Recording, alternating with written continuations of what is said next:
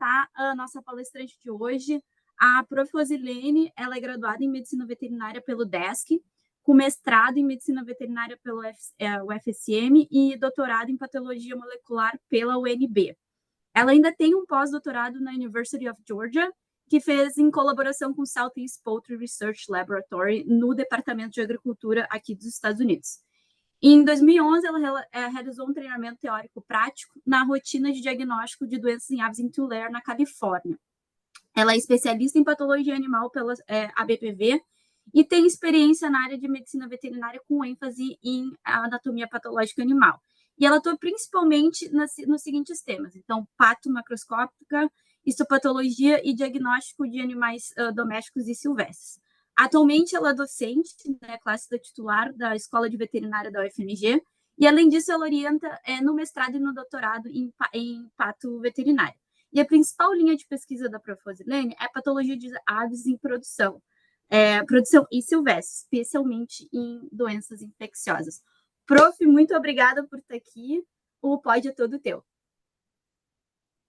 Bom dia ou boa tarde a todos. Inicialmente, eu agradeço, então, a Fundação e a Joana e a Rafaela, né, que estão dando suporte e moderando aqui essa apresentação.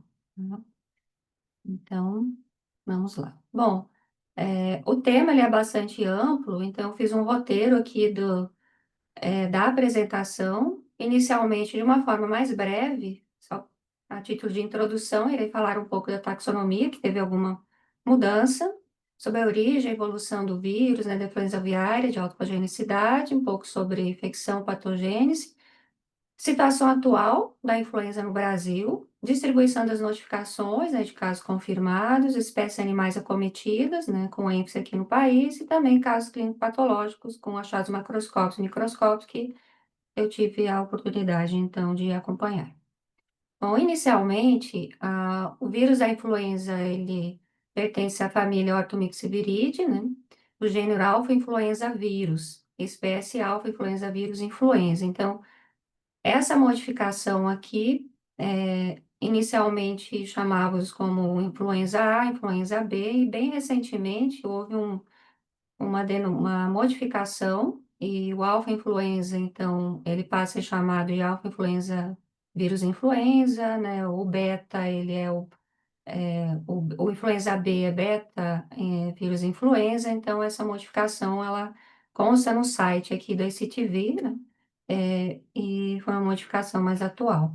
Então, a caracterização, organização genômica, né? Isso é importante devido ao sequenciamento, ao PCR, para identificar, então, qual seria o tipo de vírus. Então, aqui a gente tem a organização do vírus, chamando a atenção, né, que ele é composto pela hemaglutinina, HA, né, e NA, que fazem parte até da denominação depois dos tipos de vírus, né, matriz, e tem esses 6 segmentos aqui do genoma, que eles são importantes na caracterização molecular para definir quais são os subtipos, clados, genótipos, né? Então, só rapidamente, né, lembrando dessa parte.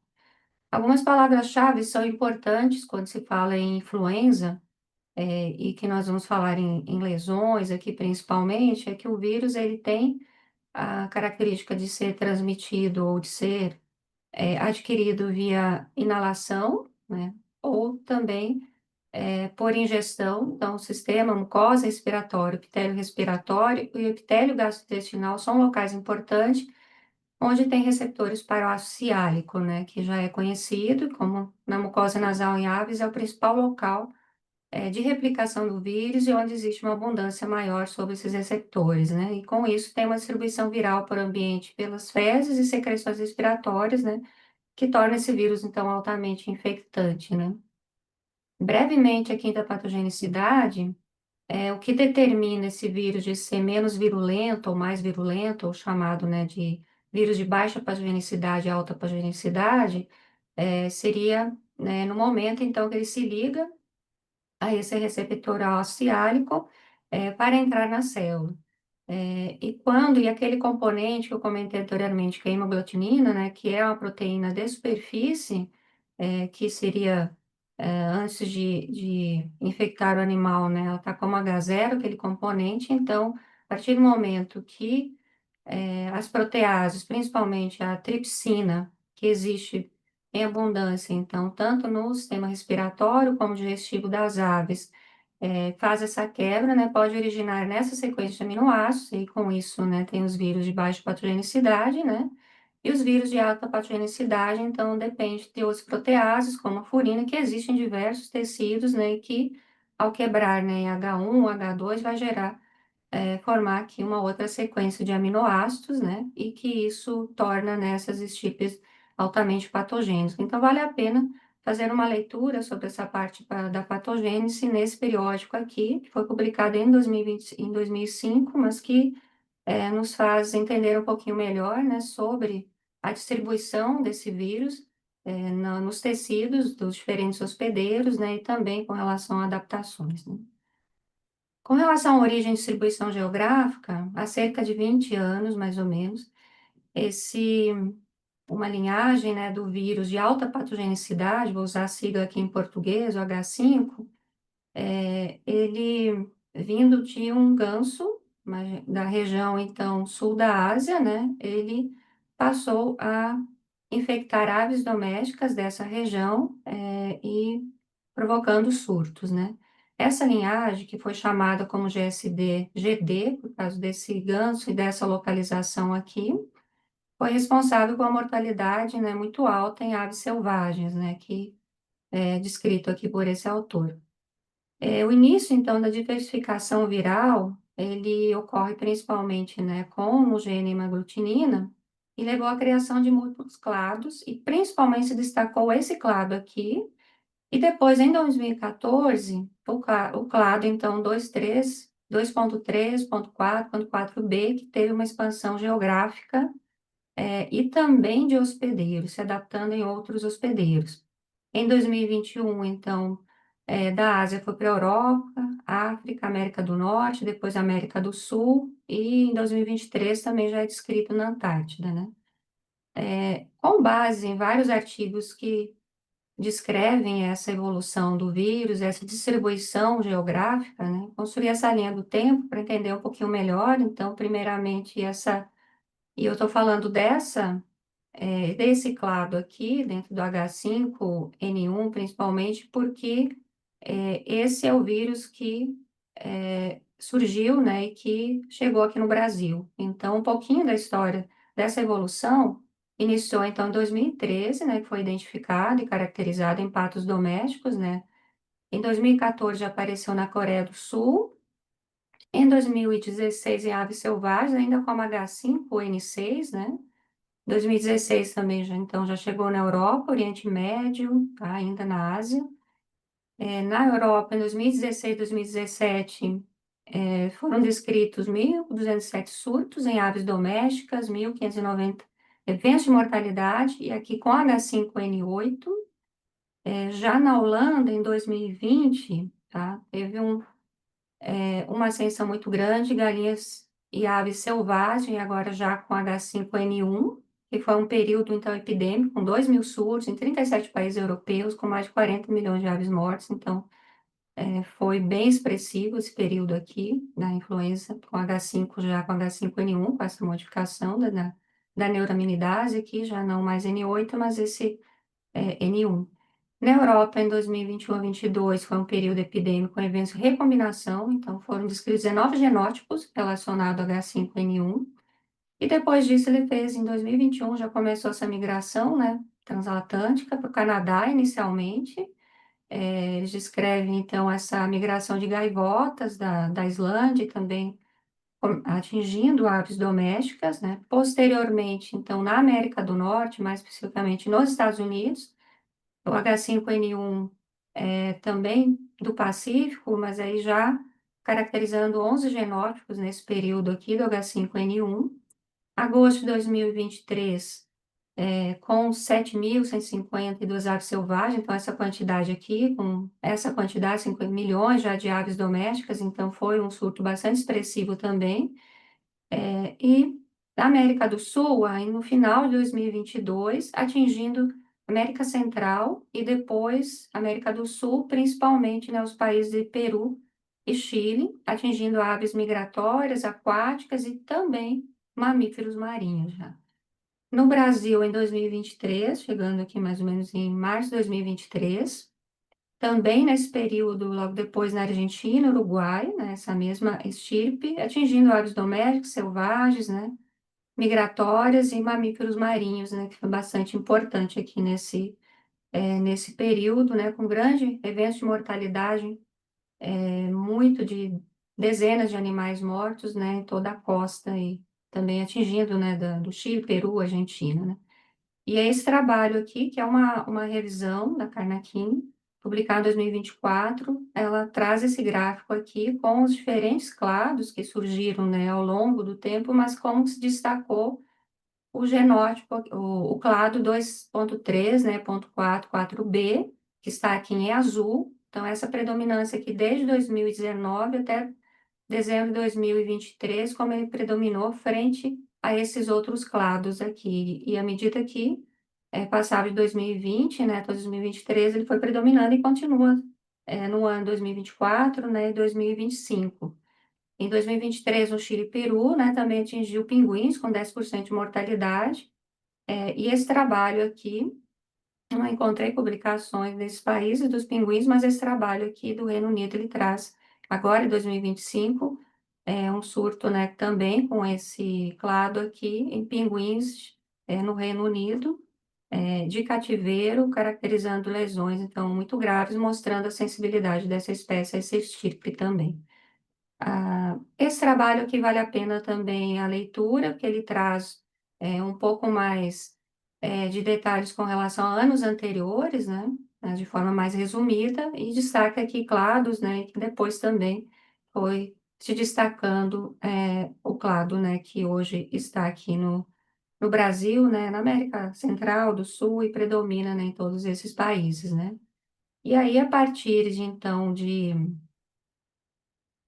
2023, né, infelizmente, o Brasil, né, passou a constar no mapa aqui da influenza. Então, essa publicação aqui, esse mapa, ele traz a identificação aqui na região do sul do Brasil, né, que chegou pela primeira vez também em aves domésticas, né, e aqui no estado de Minas Gerais, né, em ave silvestre e também aqui mostrando, né, a ocorrência de casos tanto em aves domésticas, né, que seria esse círculo aqui, e também a quantidade de surtos aqui nas outras regiões, isso apenas, esse mapa aqui é apenas de março a junho de 2025. E no Brasil, quando ele chegou no Brasil, né, primeiramente no Espírito Santo, tá? Essa publicação aqui são do Serviço Oficial do Ministério da Agricultura, né, o laboratório FDA, que é o laboratório de Campinas, que receberam essa amostra e que fizeram a caracterização do vírus, né, primeiramente identificado, então, nessa espécie aqui, que é o 30 Res, né, do Espírito Santo, então, identificaram como sendo H5N1, com o clado, né, descrito aqui anteriormente, utilizaram os segmentos, todos os outros segmentos, e principalmente com o 4A, e esse segmento aqui eles conseguiram, então, fazer esse sequenciamento, identificar que era esse clado, né, e que ele se agrupou na análise filogenética, ele se agrupou junto com outras sequências que já haviam sido depositadas, né, no GenBank, que eram oriundas do Chile e do Peru de 2022, 2023, e mostrou então uma similaridade genética bastante alta, de 97%, né? E posteriormente, após a primeira identificação, continuou-se o trabalho de investigação e notificações e análise, né, desses focos, né? Nesse trabalho aqui, eles já mostram, então, análise de 164 casos. Ele identificou, então, o vírus influenza H5N1 em aves de subsistência, aves selvagens e já em mamíferos também, no Brasil, no sul do Brasil, pertencente ao clado, né, já citado, e como genótipo B3.2. Foi o genótipo, então, caracterizado e que chegou ao Brasil, semelhança genética bastante elevada com as estirpes do Chile, né? Eles fizeram 22 amostras que foram bastante similares ao Chile, e outras foram mais similares com a Argentina, né? eles detectaram mutações nesse gene, né, que foi adaptado, foi associado, então, à adaptação e transmissão em mamíferos, isso quando eles fizeram a detecção nos mamíferos, que foram os leões marinhos, né, do sul do Brasil. Este trabalho também, ele traz essa análise, né, da evolução, da distribuição geográfica, que é uma relação filogenética, né, ou filogeográfica.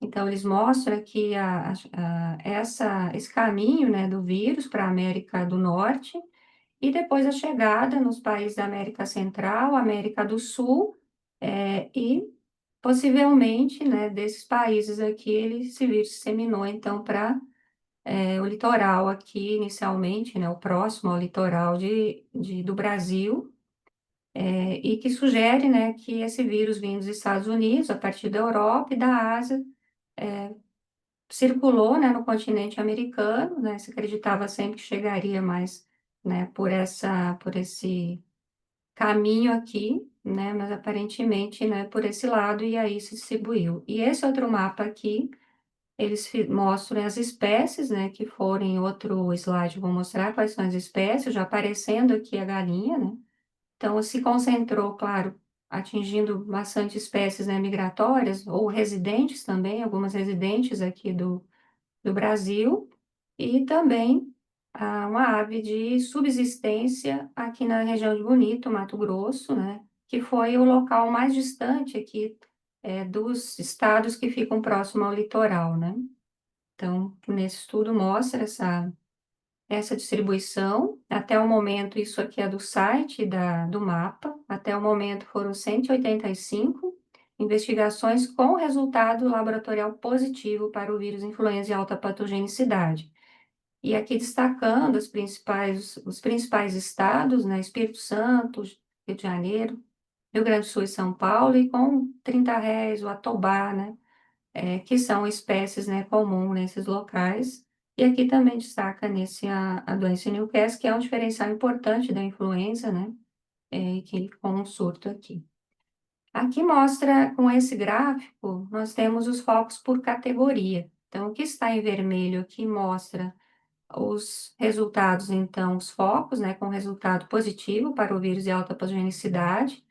Aqui em azul são as investigações realizadas e em amarelo são a coleta de amostra. Isso desde 2022, né, até 2025 agora, com uma ocorrência em aves comerciais, que foi no Rio Grande do Sul, em maio, dia 15 de maio.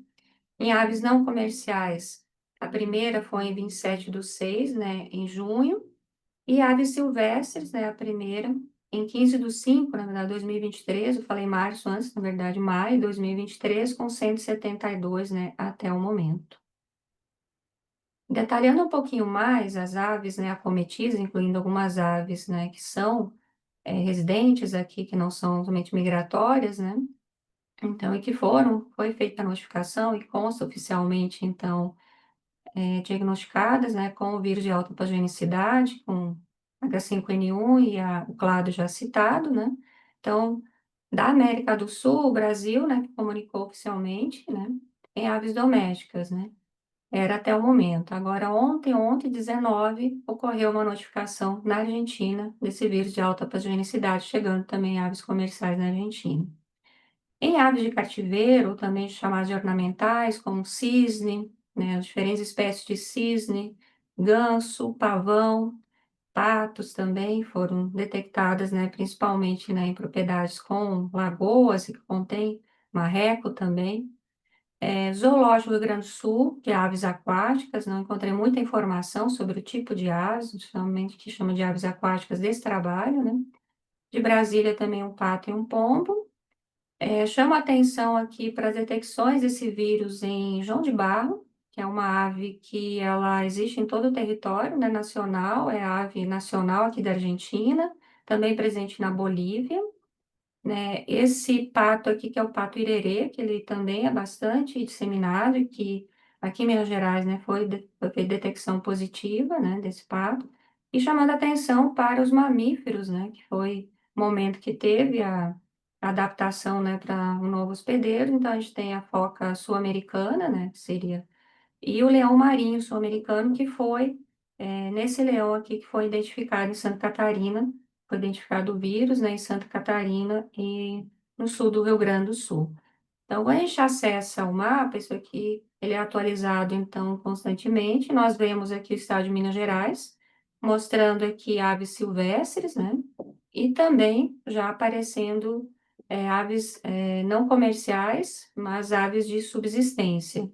E aqui a quantidade, então, de focos que foram encerrados, né? E os que ainda que estão em andamento. Então, isso é possível, né? Acredito que todos que estão aqui provavelmente acompanham. Mas quando a gente acessa e investiga um pouco mais no site, né, eles também mantêm uma tabela, né, atualizada do Excel, e eu achei interessante extrair dessa tabela algo curioso aqui que mostra a localização geográfica, o tipo de ave acometida e a data. Então, esse foi o primeiro, lá em maio de 2023, né, o 30 Réis, lá do Espírito Santo, tá? Depois Cariacica, já no Atobá, em 15 também, na mesma data aqui.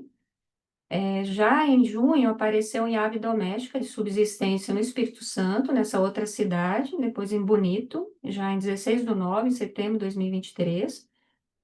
Em Santa Catarina já apareceu ainda em 2023 também, em Rio Grande do Sul já em 2024, e depois aparece em 2025, em maio de 2025, o surto em Montenegro, Rio Grande do Sul, que atingiu as aves comerciais, né, que eram matrizes, um criatório. Logo depois, né, teve o surgimento, que são os casos que eu vou mostrar para vocês aqui em Minas Gerais, no município de Mateu Leme, mas que foi em cis, ganso, irerê, pavão, foi identificado, eles chamaram de ave silvestre cativa, né? E na sequência vai surgindo, vai aumentando, né? Aqui, claro que juntamente com isso tem a detecção em outras aves silvestres, mas eu compilei aqui apenas as aves domésticas para mostrar como aumentou a ocorrência. Então, depois, em diferentes estados, Mato Grosso, Goiás, Santa Catarina novamente, São Paulo, Ceará, São Paulo novamente, aqui em julho, final de julho, e aqui final de julho apareceu novamente aqui em Minas Gerais, no município de Esmeraldas, né? E focando aqui em Minas Gerais, então, a ocorrência aqui de Minas Gerais, aqui no mapa, mostrando aqui nós estamos em Belo Horizonte, né? Então, o primeiro foco de influenza aqui que foi identificada foi no município, próximo ao município, o pertencente ao município de Mateus Leme, aqui aves silvestres, né? Foco já encerrado, que foram várias aves, então, de uma propriedade que tinha algumas lagoas, e tinha cisne, ganso, diferentes espécies, e bem recentemente no município de Esmeralda, no caso aqui, em ave de subsistência, já em galinha, e não em aves silvestres ou aves, né, ornamentais. Então, aqui é relativamente perto, esse primeiro surto que aconteceu aqui, né, nós examinamos essas aves, né, que eu vou mostrar para vocês, então, na sequência, os casos, né, esses casos que foram feitos diagnóstico aqui, com ênfase aqui nos achados macroscópicos e microscópicos. Bom, primeiramente, né, a primeira ave que a gente recebeu, né, foi um ganso, né, o gênero Anser, adulto, macho, nome comum ganso sebastopol. A origem desse ganso é da Europa Oriental, na verdade é um cruzamento, né, de um ganso chamado ganso cinzo, da ordem Anseriformes, família Natidae. Qual que era o histórico nessa propriedade, né? Nessa propriedade era um local que existia mais de lagoas grandes, era um local que faziam produção de frutas, então eles tinham essas aves como aves ornamentais. Essas lagoas eram abastecidas por uma nascente, né, a propriedade ela era visitada por diferentes espécies de aves migratórias, né? Como o pato-irerê que eu citei lá anteriormente, né, marrecos, e nesse local, né, esse ganso ele residia com outros marrecos, cis e também com pavão. E quando o cuidador ou o tratador, o responsável pela propriedade, na verdade, começou a identificar aves doentes, isso já tinha acontecido no passado, a gente já tinha recebido deles, mas com outros problemas, né? Geralmente eles não tinham muito problema com mortalidade, mas ele Naquele momento, então, ele relatou que já tinha morrido há uns 3 ou 4 dias um outro ganso e apareceu esse ganso aqui próximo à lagoa, né, já com sinais clínicos, né. Quando ele fez quando ele enviou esse animal, essa ave para necrópsia, inicialmente o histórico que a ave ela tinha o pescoço fraco, né, e que estava um pouco mais apática, né. E letargia, né, tremores, incoordenação tô tentando mostrar aqui o vídeo.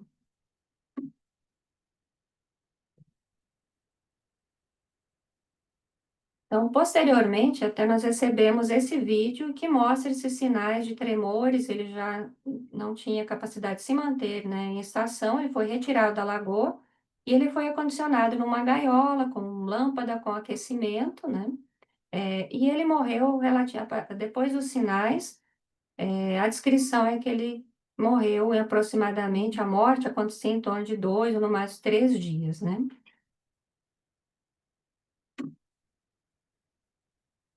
E quando nós recebemos essa ave para necrópsia, né, que seria a ave, já morta, né, na sala de necrópsia, nós vimos essa espuma, né, das narinas, não se percebia muita alteração na cor, nem dos olhos, nem da parte da narina.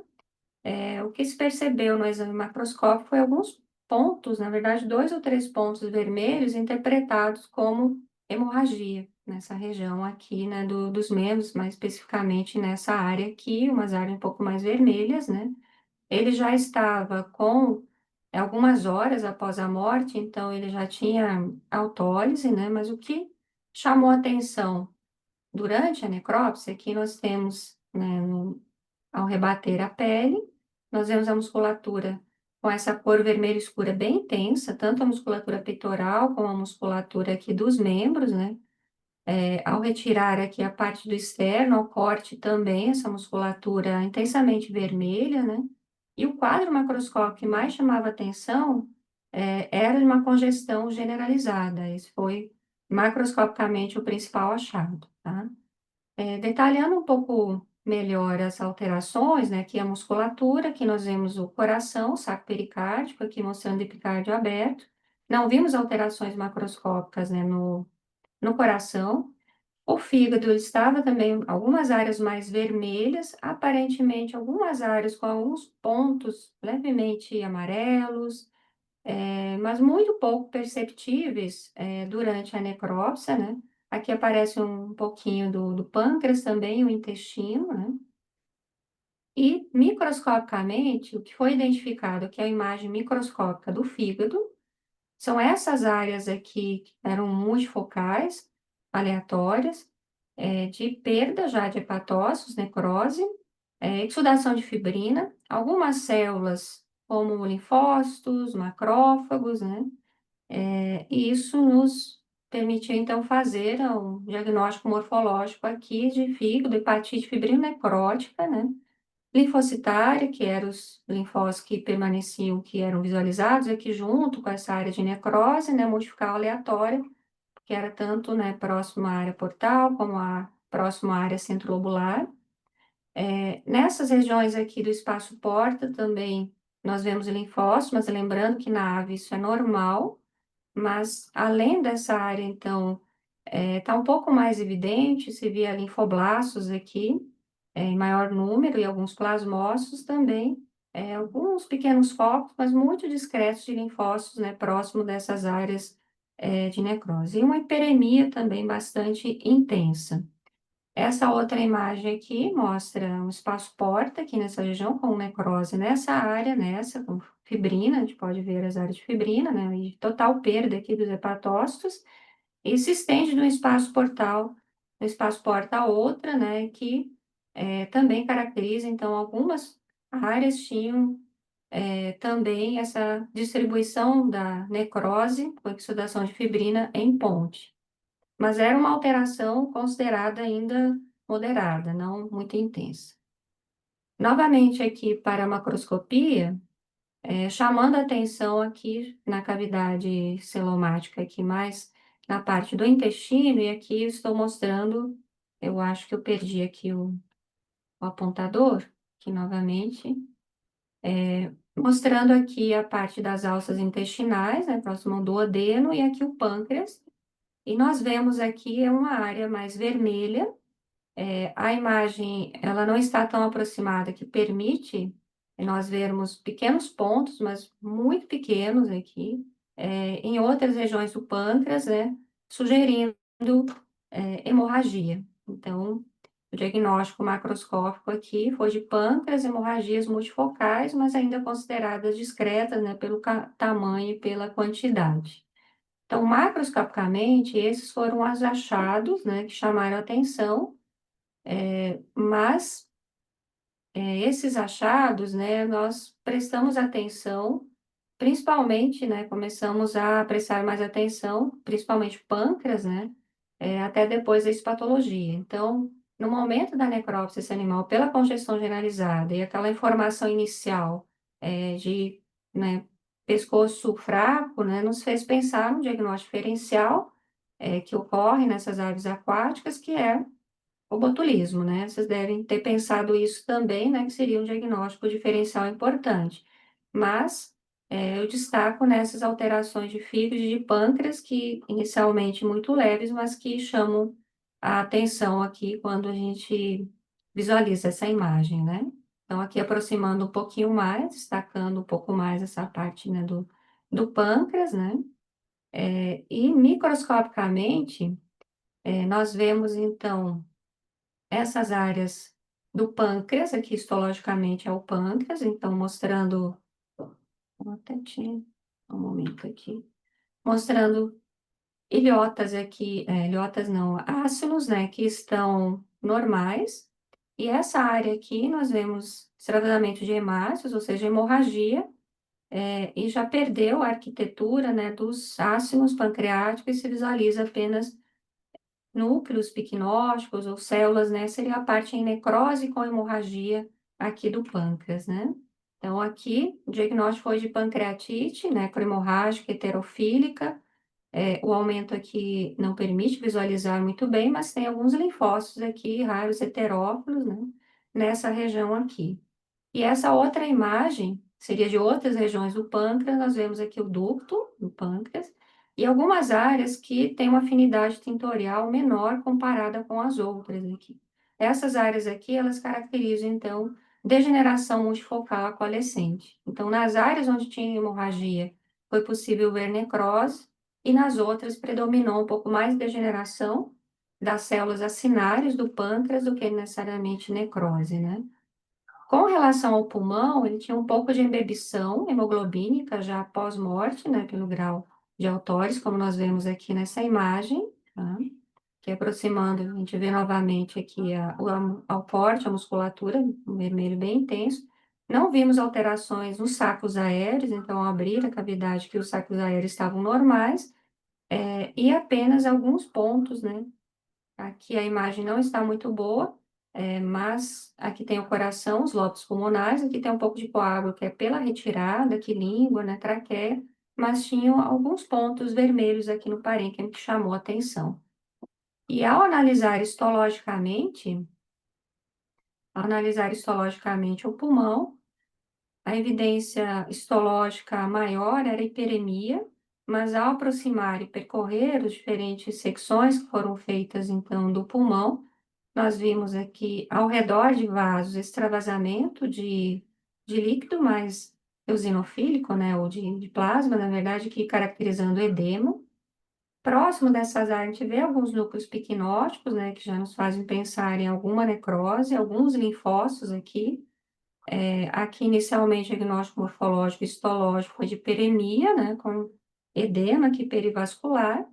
Nessa outra imagem, já tem alguns desses vasos, então aqui é um corte longitudinal, aqui transversal, mas nessa área aqui nós vemos já alguns núcleos piquinóticos aqui na parede do vaso e o início aqui de formação de um trombo, fibrina também um pouco aqui ao redor, né? E também o edema, que já poderia ser chamado de vasculite ou mesmo perivasculite, considerando esse aqui com edema e fibrina perivascular multifocal.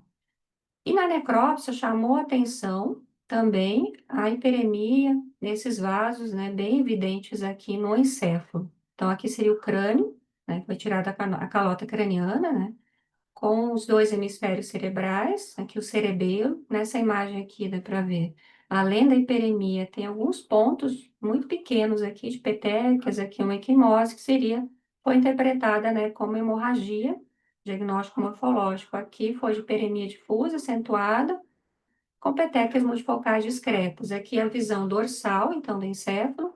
Aqui a visão ventral. A foto foi feita depois que a gente tinha coletado uma parte dele aqui para exame, né? E aqui nós vemos também os lobos ópticos aqui, que é um pouco diferente da galinha, que é um pouco mais ventral, mas é evidente, então, também essa hiperemia dos vasos aí da meninge, né? Histologicamente, aquelas áreas, então, macroscopicamente identificadas como hemorragias, elas foram evidentes no corte histológico aqui do cérebro, então a hemorragia era multifocal, não era em muitos locais, a hiperemia sim era acentuada, mas a hemorragia ela não era frequente, né, em todos os cortes. E a meningite, né, foi algo que chamou bastante atenção, né, ao fazer o exame histológico. E aqui nós vemos, então, o corte do cérebro, mantendo essa hiperemia aqui bem intensa, e ao redor desses vasos e também no espaço subaracnoide, nós vemos linfócitos, predominava linfócitos, mas não nessa intensidade em toda a superfície, tanto dorsal como ventral do encéfalo. Era uma inflamação multifocal que eu considerei como um todo uma inflamação mais leve ou discreta, né, e predominantemente linfocitária. E aqui, só voltando aqui, então, nesse ganso, as principais lesões, elas foram no encéfalo, no fígado e no pâncreas, né? O baço estava com autólise, então foi difícil fazer a interpretação, se tinha linfólise no baço, aparentemente alguns nos fazia lembrar, né, uma alteração antimorte, mas com autólise já fica um pouquinho mais difícil fazer a interpretação, né? Seria interessante ter mais uma técnica aqui de identificação, né, do antígeno, para associar com a lesão. Bom, essa outra ave, ela chegou depois de uns 3 ou 4 dias, da mesma propriedade. Então, esse era um cisne negro, ou chamado cisne preto. Ela é uma ave, então, aquática australiana, da família Anetide, também da ordem Anseriformes. Esse mais jovem, o outro, a informação era apenas que era um animal adulto, macho, né? Esse, uma idade de fêmea de 5 meses. Os sinais, nesse caso, descritos e evidenciados aqui pelo vídeo, também eram bem mais evidentes, com tremores, ausência de força na região cervical, principalmente, força muscular para se permanecer em pé, incoordenação, convulsões, vocalização e também eles descreveram, né, sinais oculares, como contração e dilatação involuntária, das pupilas.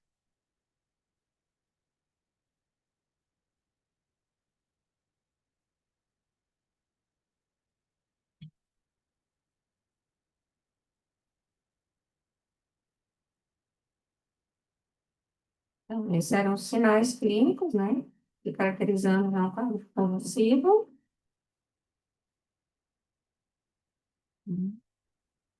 E vocalização.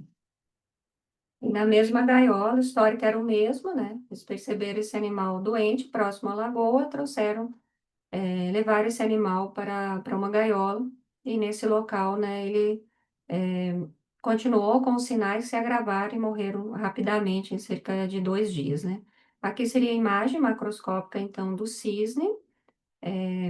Ele já tinha também alterações pós-mortem, a gente viu um pouco mais de avermelhamento aqui, aparentemente uma área de congestão aqui próximo aos olhos, né? Aparentemente também na mucosa, que não está aqui na foto, mas ele tinha cianose. E essa área aqui também com 2 ou 3 petequias era o que chamava atenção no exame externo. A um primeiro olhar, após acessar, então, a cavidade quistelomática, né, e a parte do subcutâneo, não tinha alterações muito perceptíveis, né. Então, o que chama atenção aqui é na cavidade, aqui nós temos o coração, que não vimos alterações, nem macroscópicas nem microscópicas. Aqui o pulmão, podemos ver um ponto vermelho aqui, outro aqui, então no restante, né, uma coloração um pouco mais normal, um pouquinho levemente perêmica, mas quase normal. O fígado, eu não tenho uma imagem mais tão aproximada, mas acho que na próxima vem uma imagem mais aproximada, mas nós vimos pontos também amarelados, né? Eu acho que na próxima imagem a gente consegue ver isso melhor. São áreas multifocais aqualescentes aqui com essa cor, principalmente nessas áreas. Aqui tem brilho, mas em ambos os lobos, né, tinha essa cor, um vermelho mais pálido e com pontos brancos aqui que chamou a atenção. O pâncreas aqui ele não está muito evidente, mas a gente vê um pouco de hiperemia aqui na área da serosa. E os pontos eram mínimos, né, os pontos vermelhos mínimos, multifocais. E aí, o diagnóstico morfológico foi de necrose multifocal acentuada, né, pode sugerir isso macroscopicamente, né, pâncreas, hemorragia multifocal, hemorragia também multifocal discreta aqui no pulmão. E histologicamente, o que mais chamou a atenção, então já adiantando que no CIS as alterações elas foram mais intensas, mais graves comparada com o ganso, e a literatura ela traz essa informação de que o cisne, né, ele pode ser mais sensível, principalmente o cisne negro. Aqui a gente tem uma imagem do fígado, nós vemos aqui patócitos normais, tá? E aqui essas áreas onde já não se percebe os cordões de hepatócitos, né, são áreas de perda, necrose dos hepatócitos. Tinha hiperemia também, mas é muito evidente, então, a necrose, aqui no, que foi descrita inicialmente como fibrinonecrótica também, aguda, multifocal aleatória, né? Em algumas áreas podendo ser coalescente, como nessa próxima imagem, que nós vemos cordões de hepatócitos, né? Com as áreas de necrose com fibrina, resto de células, né? Entre os sinusóides percebia já um leve aumento de linfócitos, raros heterófilos, né? Dependendo da região, um pouco mais. Aqui a área porta normal, sem evidência de hiperplasia ou aumento aqui muito evidente, né, do tecido linfóide. E um órgão que chamou bastante atenção, apesar de macroscopicamente estar menos evidente do que o ganso, foi o pâncreas novamente. Então, nós vemos aqui os diferentes, nessa imagem, os lobos pancreáticos, essas áreas com uma afinidade tintorial, então, mais intensa, se percebe, inclusive, os ácidos pancreáticos aqui intactos, mas essas outras regiões já são áreas de necrose multifocal coalescente, também com oxidação de fibrina, com alguns linfócitos, heterófilos. Essa foi uma lesão, então, que foi bastante evidente, né, que uma aproximação maior aqui das áreas de lesão. Tem áreas que não se encontra mais nem ilhota, nem ácido pancreático normal, né, totalmente acometido aqui por essa necrose. E como aqui nessas áreas já era possível ver algumas células inflamatórias, né, e mais a fibrina, então denominei como pancreatite fibrinonecrótica, né, multifocal coalescente, acentuada com hemorragia multifocal discreta moderada. Então, é uma lesão que ela é bem mais evidente microscopicamente, né, do que foi observado na macroscopia. Nesse cisne aqui, a literatura traz, né, que são lesões, e principalmente relacionadas a esse clado, né? Aqui uma outra imagem mostrando um pouco menos de fibrina, que um pouco mais de hemorragia, com alguns heterófilos, que dá para ver uma ilhota, aqui outra, uma parte normal, e essa área aqui mais acometida, que no maior aumento, tentei aqui aumentar para vermos alguns heterófilos, mas são poucos aqui, que dentro desse vaso já se vê alguns linfócitos, né, um e outro heterófilo, né? Então, a inflamação discreta e o mais intenso era a hemorragia. E essa alteração, nessa imagem que eu trouxe desse artigo aqui, que ele traz as lesões pancreáticas como sendo uma lesão importante, então, que eu chamo a atenção dela, porque no momento de uma necrópsia, para observar com atenção que fundamenta, né, uma suspeita quando nós vemos mesmo que seja apenas hemorragias ou discretas, né, associando, né, uma mortalidade mais aguda e a espécie animal que chama bastante atenção, essa alteração, no pâncreas aqui que foi, publicado então por esse artigo aqui, né. Então hemorragia e necrose, mas que nesse artigo também eles identificaram lesões do coração, que no nosso caso nós não identificamos. Nas adrenais, baço, placas de Perrins, também nesses órgãos nós não identificamos alterações. Aqui, áreas de hemorragias pulmonares, né? Pode ter relação com o tipo, com o hospedeiro, né? E também com a evolução, né, da doença, tá? E ainda no cisne negro, né, do nosso caso aqui, ao examinar as conchas nasais, nós podemos ver aqui a região do septo, as conchas nasais, aqui o espaço, e aqui nós vemos um material amarelado, como se fosse uma membrana sobre a mucosa. Essa mucosa também ela está mais edemaciada, você vê alguns locais aqui que tem um pouco de muco também, e isso macroscopicamente já nos permite, né, chamar de sinusite mucoide, né, ou fibrinose, ou pelo menos fibrinosa, né, também a hiperemia aqui presente, né, e essa lesão, ela foi importante ter coletado, né, aqui nós temos a imagem macroscópica da concha nasal, aqui a cartilagem, desse lado aqui do epitélio, inclusive permanecendo com os cílios, né, diferente, de outros agentes que causam como micoplasma, né, como outros vírus, como da bronquite que eles causam, né, pensando aqui em aves domésticas, né, que causaria o pericílios, aqui a gente vê que é um vírus, né, que não tem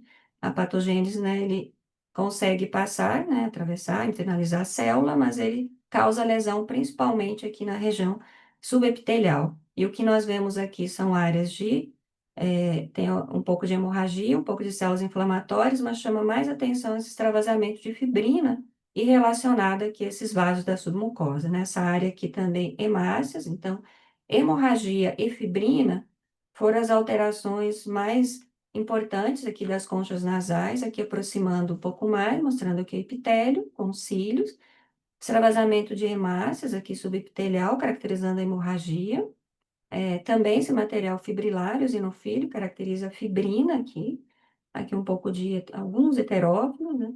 E aqui chama a atenção, então, a fibrina sobre a parede desse vaso, que se vê também endotélio com núcleos piquinóticos nessa região, caracterizando, então, uma sinusite fibrina hemorrágica, né, e a vasculite fibrinonecrótica. Então, foi importante destacar aqui que tem relação com esse vírus, né, o vírus influenza, ele faz endotéliotropismo, né, é uma alteração importante. Inicialmente, né, se pensava mais numa lesão respiratória, com base, então, nas galinhas domésticas também, mas com o tempo, né, se intensificaram essas alterações ou casos, né, publicações, e como nós vimos aqui, de lesões também no fígado e no pâncreas, né, como as mostradas anteriormente. O pulmão dessa ave aqui também, com áreas, né, de hiperemia, histologicamente apenas a hiperemia que foi evidente, acho que a morte aqui foi um pouco mais rápida e não houve tempo, nós não encontramos alterações, né, como foram encontradas no apenas hemorragia e hiperemia, mas não aquela alteração vascular como é encontrada no ganso, né.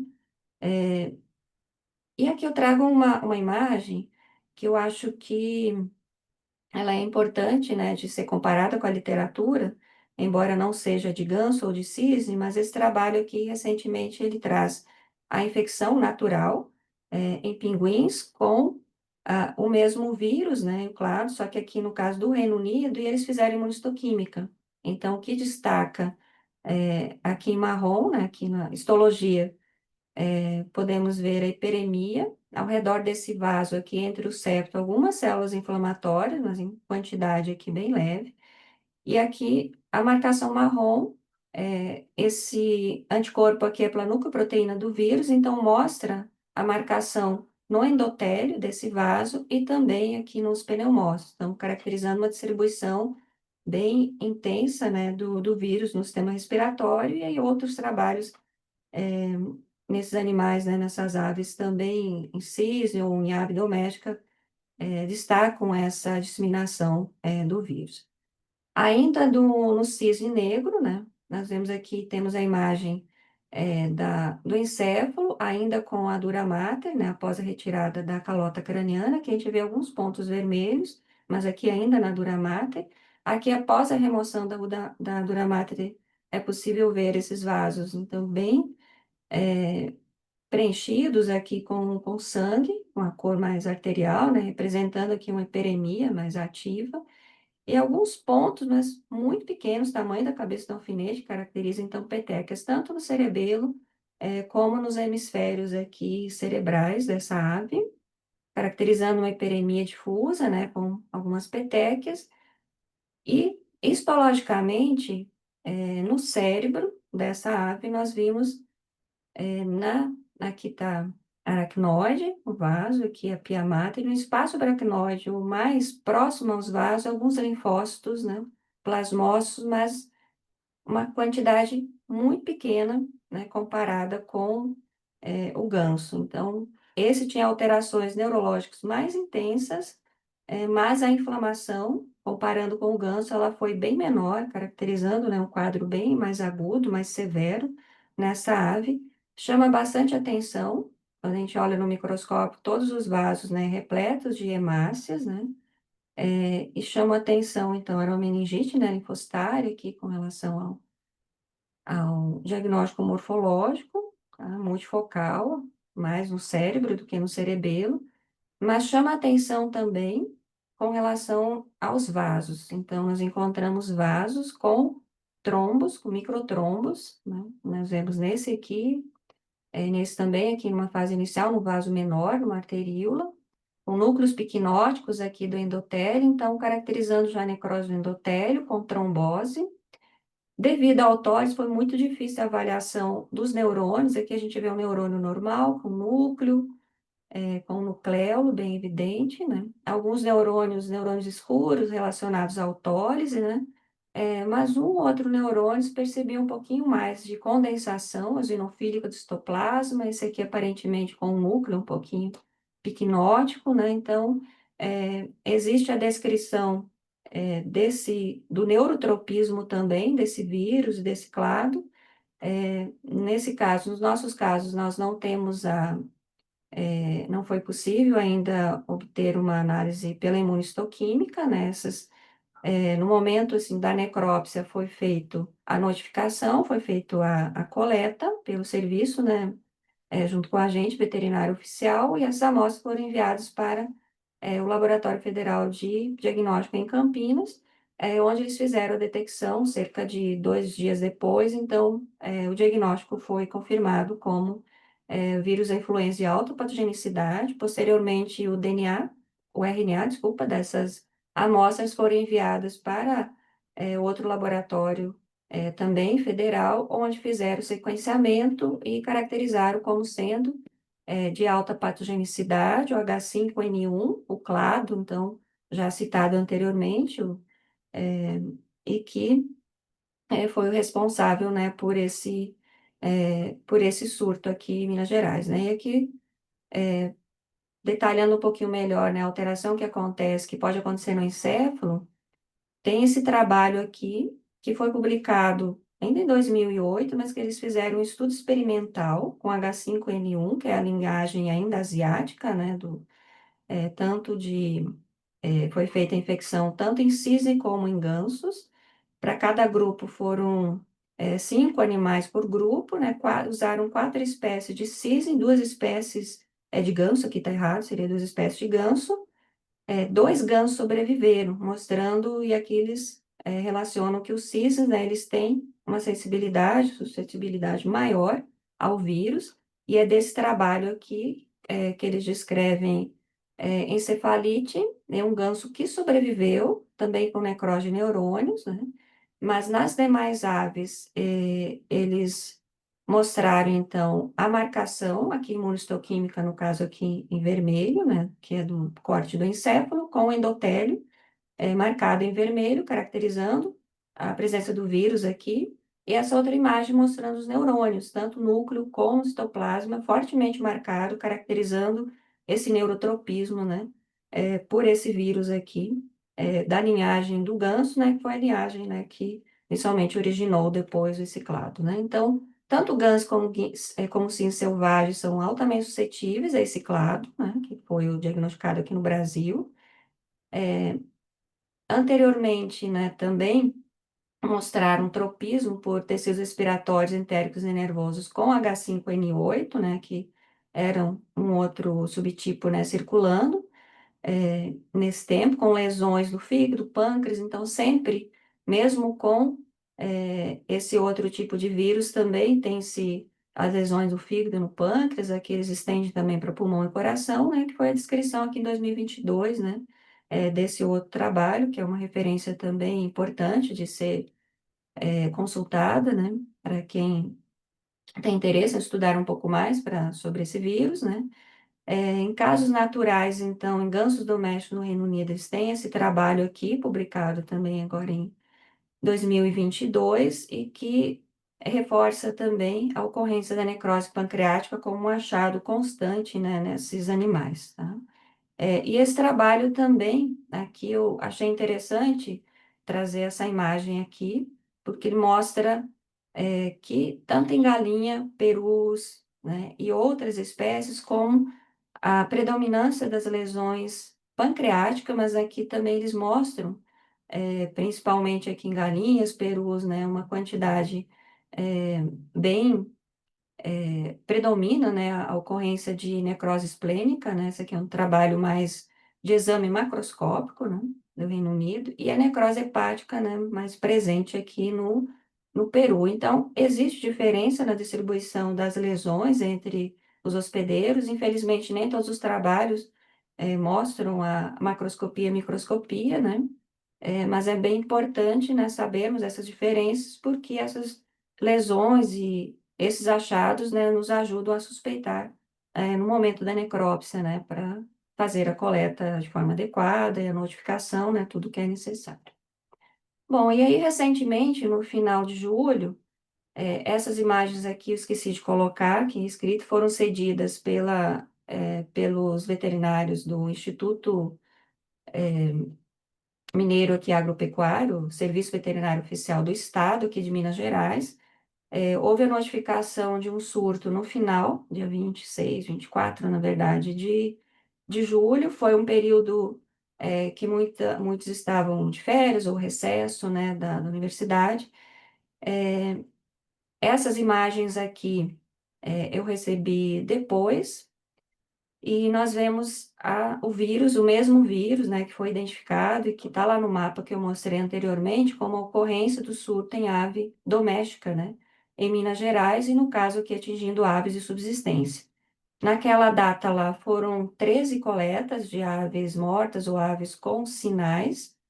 Esses sinais, eles eram mais de apatia, eles não descreveram sinais neurológicos, mas esse histórico ele não está muito completo. Nós vemos edema, esse aumento de volume na crista, ao redor da região aqui dos olhos, né, na face, na região das barbelas. É uma descrição que, ao ver essa imagem aqui, teria que pensar influenza no diagnóstico diferencial como sendo a primeira, né? Aqui esse outro galo também a gente vê essa cor da pele aqui das barbelas, do pescoço aqui também da crista.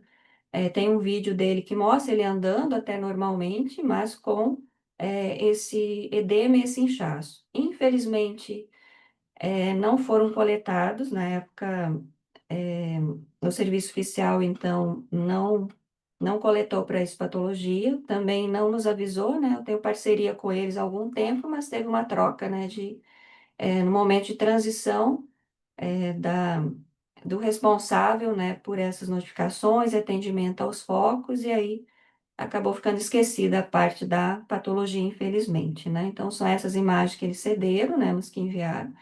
É interessante que a proprietária desse local, dessa propriedade de subsistência, descreve, ela fez essa foto, um tucano morto, que coincidiu com o primeiro dia que começou a aparecer, né, aves com os sinais, mas infelizmente, né, ele foi descartado antes do veterinário serviço oficial chegar, então a gente não sabe se foi uma outra causa ou que são as nossas aves residentes aqui. A gente tem pouca informação sobre achados macroscópicos, clínica, ocorrência, né? Então, toda ave que é encontrada, seria muito importante, né, fazermos a análise, né?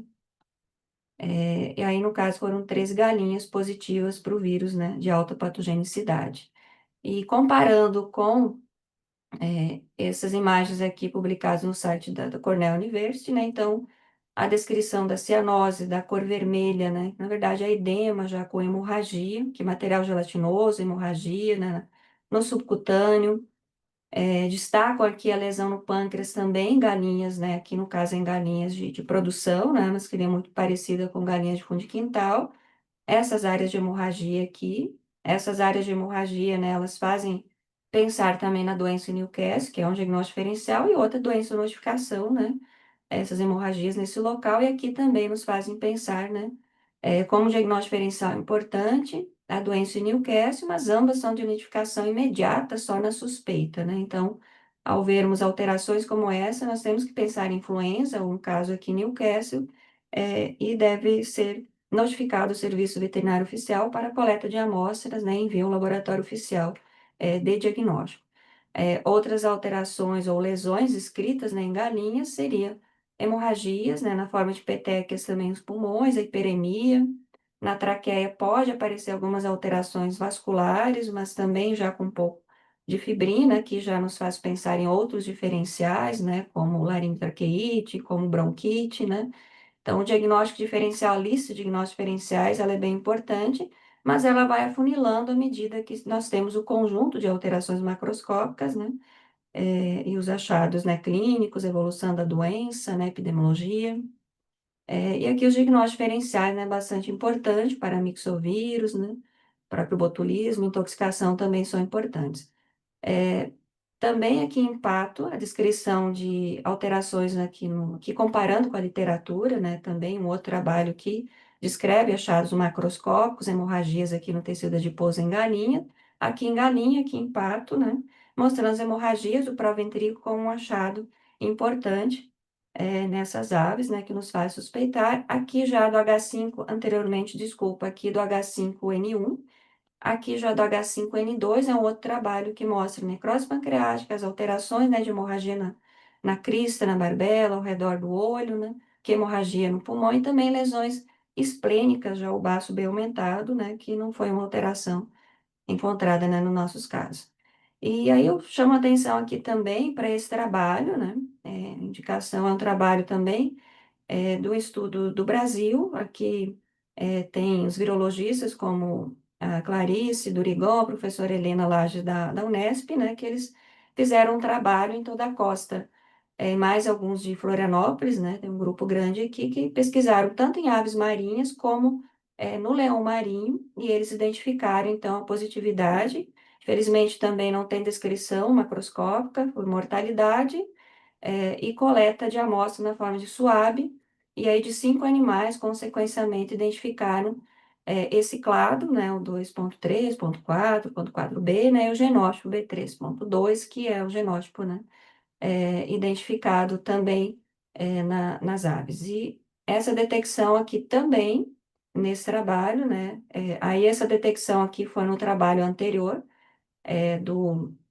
do Ministério, onde eles identificaram em leões marinhos no litoral sul do Rio Grande do Sul, então um pouco mais abaixo. Nesse trabalho aqui, eles não identificaram em aves no período, mas o mais importante, ou apenas em uma quantidade muito pequena de aves, que eles identificaram positividade, o mais evidente, então, foi nos leões, né, essa identificação do agente, né? E aqui, para complementar apenas a importância de ficarmos atentos, né? Nós que trabalhamos com patologia, no serviço de diagnóstico, a outras espécies de animais. Esse trabalho aqui também é muito interessante de fazer a leitura, que descreve em bovinos de leite no México e em gatos nos Estados Unidos, na região do Texas, em 2024. Essa publicação aqui mostra a inflamação na glândula mamária e a imunohistoquímica mostrando a quantidade de vírus. Então, em bovinos de leite, né? O principal local de infecção, né, até o momento, o trabalho mostra, então, a glândula mamária, a ocorrência de mastite, né, como um achado, então, importante, a imunistoquímica, né, associada à necrose é, e inflamação dos ácidos mostra a marcação positiva aqui para o vírus, né, inicial também para núcleo proteína. E aí foi estendendo, então, essa gama de agentes, e aí nós temos o gato aqui também, que foi nessa mesma, em propriedades descritas, né, para os bovinos, no caso que vaca de leite, e também nesses locais apareceu a doença em gatos, e eram gatos que eram alimentados com leite dessas vacas, né. E aí, e aqui mostrando nessa imagem outras espécies acometidas, mas em função do tempo aqui, eu detalho aqui ainda do gato somente, então o gato, as lesões foram no encéfalo, que tanto meningite como necrose, encefalite, né, linfocitária, como necrose de neurônios, aqui no inseto a imunistoquímica mostrando o vírus no interior de neurônios, então destacando essa patogenicidade, a severidade da doença, né, nos gatos. Também no pulmão, células inflamatórias, é uma distribuição bem mais intensa até do que nós vimos nas aves, também com marcação difusa. Coração com áreas multifocais de miocardite e aparecendo marcação, né, aqui a imagem que mostra também marcação positiva para o vírus da influenza. E também é interessante que eles coletaram os olhos, né? E aqui tem a retina, a parte tem um pouco de hemorragia aqui, mas a gente vê as camadas nuclear interna e externa da retina, e aqui a camada ganglionar, onde se tem vasos, e ao redor desses vasos inflamação, necrose de neurônio, e aqui no inseto mostrando imunistoquímica também para essa retina, a quantidade de marcação positiva aqui para esse vírus, e o mesmo vírus que é deciclado, né, que acometeu as aves, né, e as outras anteriores, e o bovino, então, aparecendo aqui também como bastante patogênico para os gatos, né. E também, esse trabalho aqui, publicado em 2023, chama atenção, né, para as lesões com H5N8, né, que seria um outro subtipo, né, e aí na China, né. Então, nós não sabemos ainda a progressão da doença nela, como vocês viram naquela imagem anterior que eu mostrei, a tabela, como em 2025 foi se intensificando a ocorrência em aves domésticas, em galinhas, né?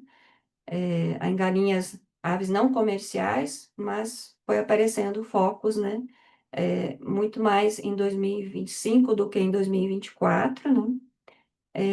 Existe também a ocorrência em humanos, mas não aqui no Brasil, existe poucos relatos ainda do contato, né, dessa estirpe, né, então isso também tá sendo estudado, mas no Brasil, até o momento, em nenhum desses focos que foram notificados, que foi feita eh, a, a eliminação das aves, né? Que é o que aconteceu nas aves de subsistência e nas aves comerciais, né? Não em aves silvestres, mas nenhuma dessas pessoas que tiveram contato, né? Mesmo sem máscara, né? Elas se infectaram pelo vírus, né? Bom, e aí eu agradeço aqui aos residentes, né? Que foram é, com trabalho em conjunto, né? Eu estou mostrando essas imagens macroscópicas, microscópicas dos casos daqui, mas tem a participação tanto dos alunos dos residentes, não vou falar nome para não esquecer ninguém, os alunos da pós-graduação, aluno em estágio, aluno de iniciação, as técnicas, né, do laboratório que ajudam, né, com a clivagem, o corte, né, dessas lâminas, ao Instituto Mineiro Agropecuário, né, pela parceria, pela concessão ali das fotos, ao mapa também por liberar os resultados do RT-PCR, né, do resultado de sequenciamento. Então, e aos presentes, né, os que tiraram um tempinho para vir participar e assistir, né, um pouquinho da experiência que eu trouxe, do que eu estudei, né, para vocês. Meu muito obrigada, então, pela atenção.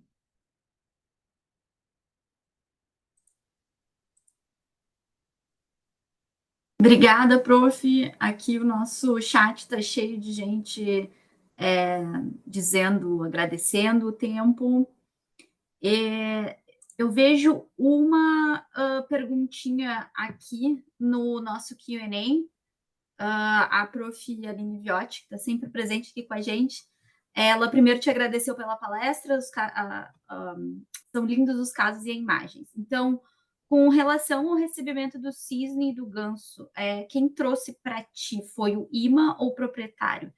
Ela está te perguntando isso porque muitos proprietários trazem essas aves ornamentais. E se tu orienta algum tipo de protocolo, caso tu vê se alguma lesão compatível na macro. E ela também te pergunta, são várias perguntas. E aí a última pergunta é o que ela recomendaria para tu coletar na, o que tu recomendaria para coletar para confirmar o diagnóstico, para estar em sintonia entre o que tu coletaria e o que a defesa coletaria. Então são 3 perguntas em uma. Primeiramente, isso foi encaminhado pelo responsável pela propriedade. Ele já costumava enviar aves para diagnóstico, eu tinha recebido no ano passado, mas eram outros problemas, né? Um cisne com aspergilose, né? Com outras doenças. Quando ele trouxe primeiramente o ganso, né?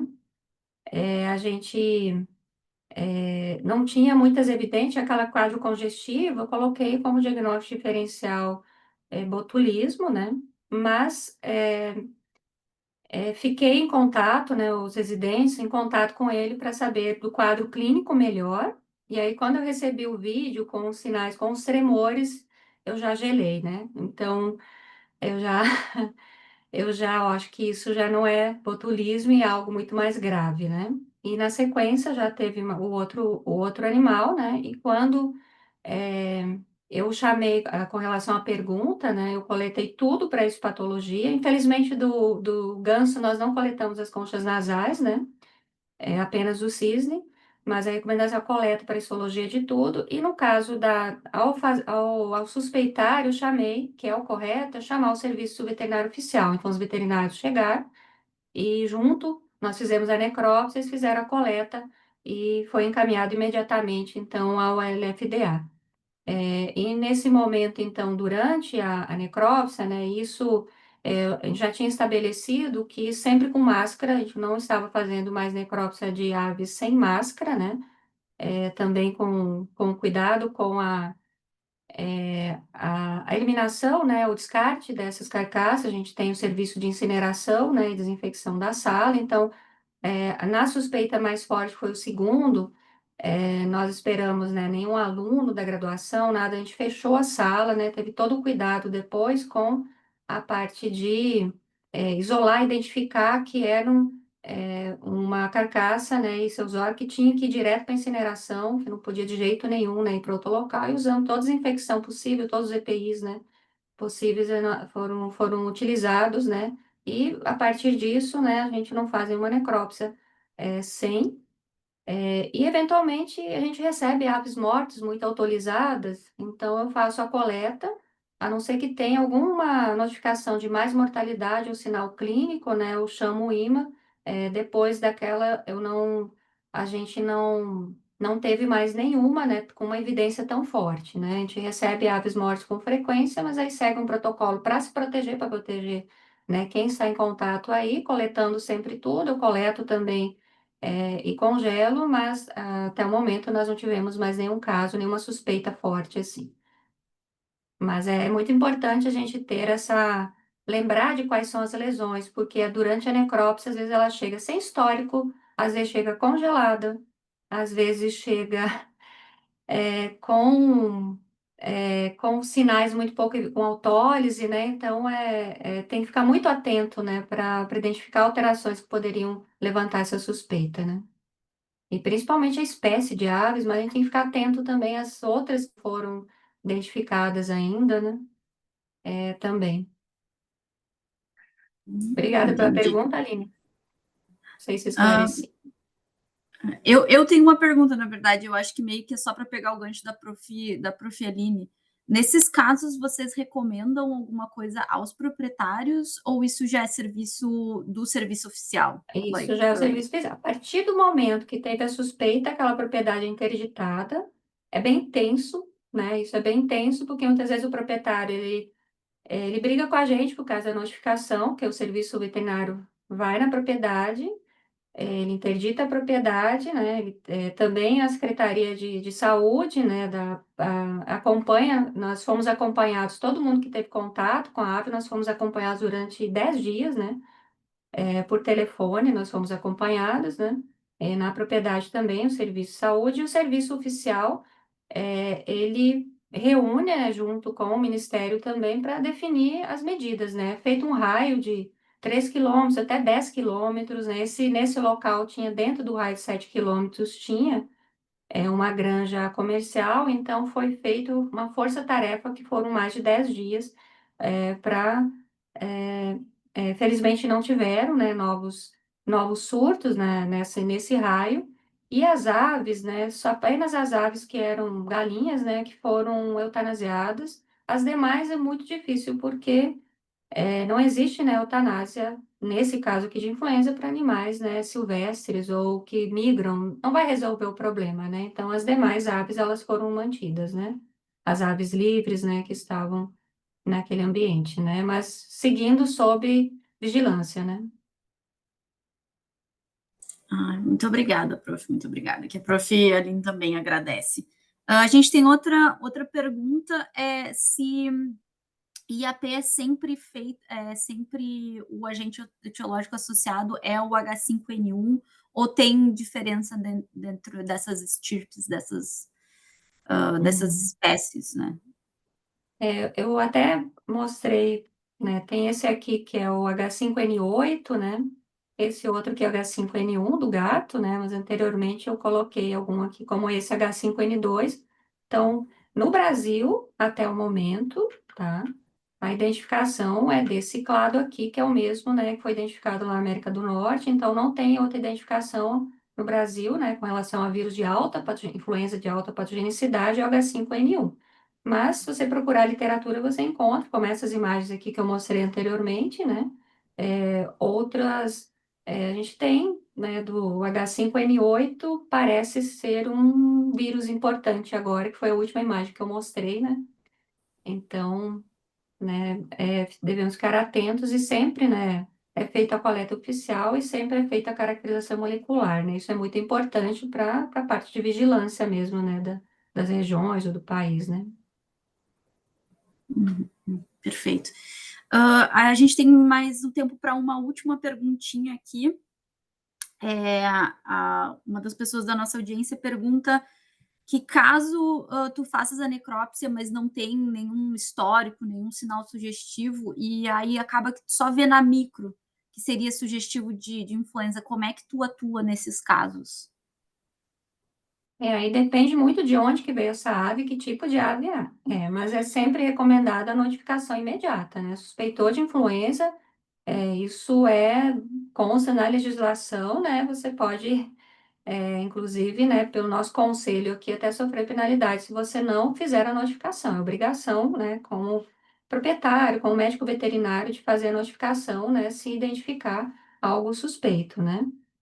E aí o serviço oficial ele vai na propriedade, né, vai naquele local e tenta identificar se tem aves com sinais clínicos, se tem outras aves, né, para fazer coleta, mesmo que seja post-swab. Então, isso é uma obrigação, né? Ao encontrar qualquer lesão suspeita, né, quando isso acontece de não ter sinal clínico, de não aparecer lesão macroscópica, suspeitou na microscopia, é importante a notificação. Deve ser feita. Show de bola. A gente tem uma última perguntinha aqui que entrou, prof. Tu acha que a gente ainda tem tempo? Achei bem interessante essa daqui. A Cibele agradece a tua palestra. Ela pergunta se o vírus de baixa patogenicidade pode acabar mutando para um de alta patogenicidade. Sim, até inicialmente, como o tema é muito extenso, eu não entrei muito nessa parte aí do vírus, naquela primeira introdução, né? Mas inicialmente o vírus, né, ele existia na natureza, tem os reservatórios, né, que eram essas aves migratórias, diferentes, né, que existiam na América do Norte ou que existem na Ásia. E ele só adquiria, né, aquela sequência, né, quando ocorria a clivagem, né, pelas purinas e se transformava em vírus de alta patogenicidade a infectar a galinha doméstica, né? Então, inicialmente, até alguns anos, a nossa preocupação era chegar na galinha doméstica, que é quando eles, né, era um vírus de alta patogenicidade, só que isso foi mudando, né? Então, mesmo na Ásia, né, ao longo dos anos, se viu, então, outras aves acometidas, não só a doméstica, como eu mostrei, né, da família Seriformes, né? E pode ser que tenham aves que a gente ainda não sabe, né, que são nossas aves residentes, ou outras que também podem, o vírus pode ter essa característica, né? Ou seja, vírus pouco virulento ou de baixa patogenicidade, ao infectar a ave, ele então, ocorre as mutações, então, tem os diferentes genótipos, né, então é um vírus RNA, né, em constante modificação e se adaptação a novos hospedeiros que nós vimos, né, eu tentei mostrar aqui um pouquinho com bovino, né, com mamífero marinho, mamífero marinho, quando começaram a aparecer animais de sinais neurológicos, né, o principal diferencial é a sinomose, né, que é uma outra doença importante. Então, mas com sinal neurológico, antes se pensava em sinomose, agora também, né, depois só na Argentina foram mais de 33 mil mortes, né. Então, é uma perda muito grande, e aí ele vai sofrendo adaptações, né, vai criando novos subtipos ou genótipos, né. É verdade, né? Nada que não tá ruim que não consiga ficar pior. Mas exatamente. Infelizmente eu não tenho a notícia, né. A gente não vê né, Mas o uma luz no importante fim é a do gente túnel, né, para isso melhorar, né. E as granjas começarem têm que investir muito em biosseguridade, né, tudo. E nós, como patologistas, precisamos ficar sempre alertas, né, por isso eu fiz questão de detalhar e mostrar essas lesões e até estender aqui para as outras espécies, né, são as outras espécies que nós temos que ficar alertas também, né. Com certeza, com certeza. Prof, pessoal aqui no chat estava pedindo se tu podes compartilhar o teu e-mail. Acho que tem algumas pessoas que talvez queiram te mandar algumas perguntas. Eu acho que pelo nosso tempo, galera, essa foi a nossa última perguntinha. Muito, muito obrigada. Prof, a palestra foi incrível aqui. Eu tenho certeza que estava todo mundo anotando aqui certinho. E quando o pessoal vê uma petecas no pâncreas, todo mundo vai ficar de orelha em pé, como a gente fala no Rio Grande do Sul. Aqui é o meu e-mail. Tá aqui o e-mail da prof. A prof tem alguma finalização, algumas últimas palavras?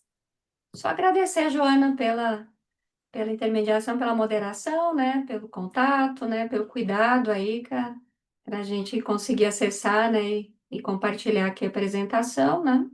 Eu acho que e agradecer, né, aos que ficaram ainda aí, que estão eu não vi nada, né, porque eu só estou vendo você e não cheguei eu acho que eu não perdi aqui a compartilhamento.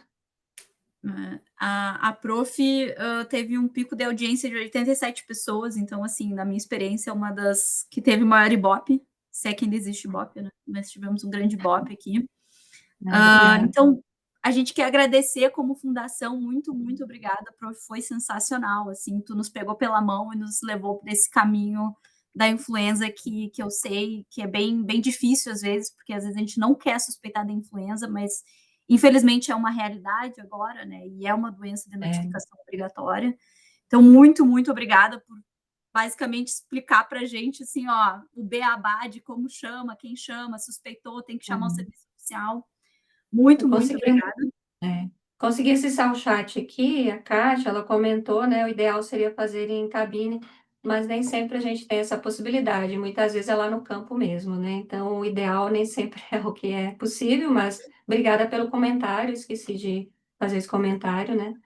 E assim, eu fico feliz se entenderam, conseguiram, né, foi clara a palestra, né, um tema muito amplo, então é difícil, né, de trazer as informações, eu tentei compilar o que é mais importante aqui no momento, né, e mostrar e trazer um pouquinho da minha experiência, né, para ajudar aí quem está no diagnóstico, né, e que precisa reconhecer essas alterações, né, tá? Muito obrigada, então. Foi show, show de bola. Então, queria também agradecer a Associação Brasileira de Patologia Veterinária por ter facilitado o nosso contato com a Prof. Rose, foi sensacional. E, galera, muito obrigada a todo mundo que ficou até aqui. fiquem ligados nas nossas redes sociais, fiquem ligados no WhatsApp, em grupos e no Instagram, que a gente vai divulgando nossos outros eventos, tá bem, pessoal?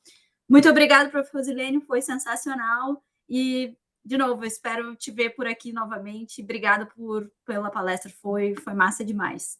Tá bem? Foi um prazer te encontrar, te conhecer e te encontrar aqui virtualmente, Joana. Um abraço. Tá bem. Valeu, gente. Se cuidem. A gente se vê. Tchau, galera. Tchau.